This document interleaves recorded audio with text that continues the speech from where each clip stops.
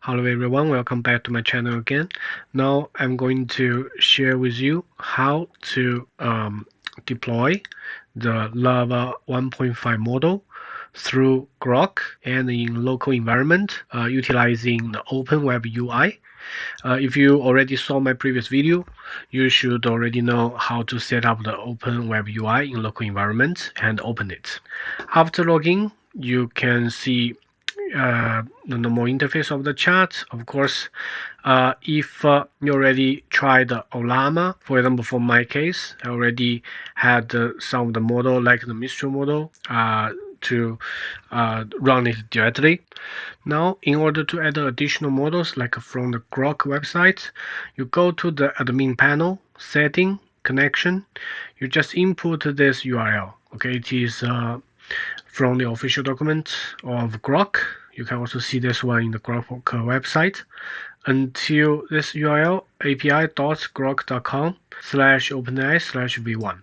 Okay, until this part. Then you should copy paste your API key here. Okay, and then you try this one, verify connection.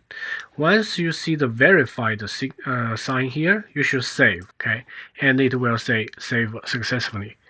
So after this setting, you refresh the interface. Now you go to the new chat.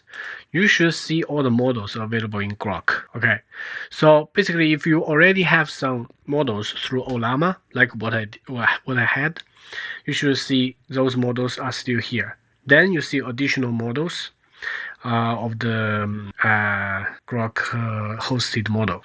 Okay, so basically you can see here, if you see this link external, which means it's an external model. Okay, so let's see some example of utilizing the LLaMA v1 1.5. Okay, so originally I thought this model should give bi-directional capability, which means that it can generate a picture and decipher the picture.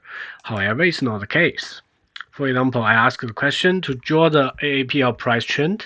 It gets some of the data it was trained on, but there was no picture generated. Then I asked it to draw something. Okay, I wanted to say draw start, so it actually gave me this one. But if you ask it to draw something else, for example, you want a picture, it cannot do that. So the next one is explain the picture. This is a Google Map screenshot I did before. It explains the general structure of this picture. Okay, so it's a street map. There are some elements inside. Okay, and it also explains some of the details, like the track where some of the roads occupy large portion and so on.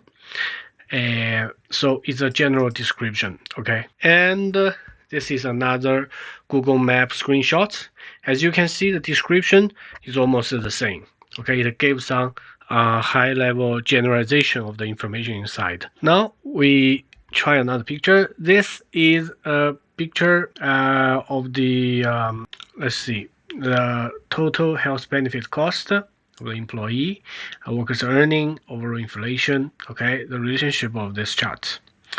And you see, it only says that this showed some of the information, like average annual salary, cost associated with it, and so on. But it cannot get more info. Another issue about utilizing this model in the OpenWeb UI is that whenever you try to follow up a question, for example, I say here, I say more detail. Okay, usually you will get this error, bad request. So basically, whenever you want to query a picture, you need to start a new chat. Okay, I'm not sure if this is my local setting problem or not. You can try it out.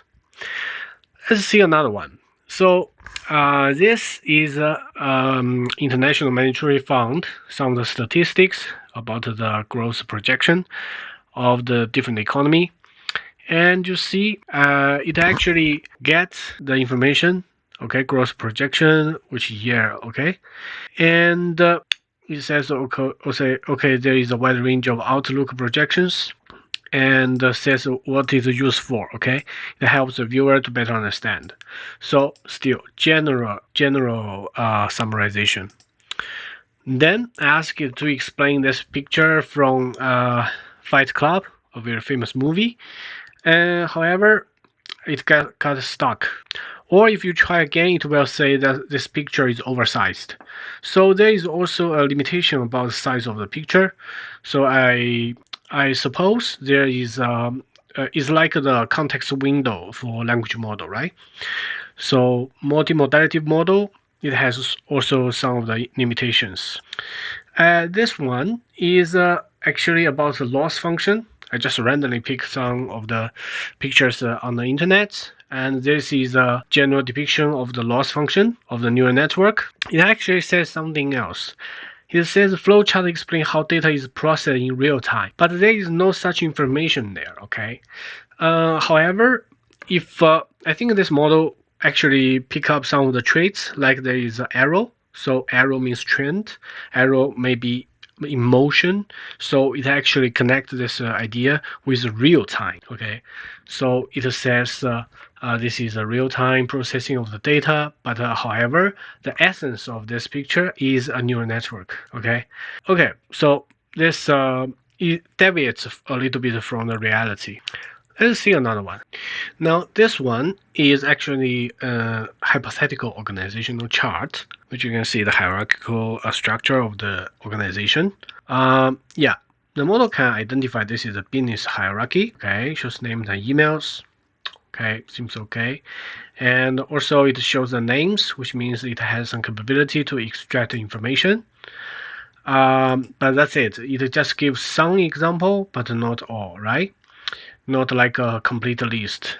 So I did another experiment. I asked it to actually generate all the text, okay, to extract all the text information. So it has still replied to me the traits of this picture, but it's not like OCR. It cannot just get all the text information and give response to me. So I would like to say that this model is has some limited capability. But if you want to experiment with it, okay, utilizing this OpenWeb UI, or you write your code in Python, you can always try it. Okay, I wish this tutorial is useful for you. If you like the video of this kind, or if you have any question, feel free to leave a comment. If you like my videos, please subscribe. Thank you very much. Bye bye.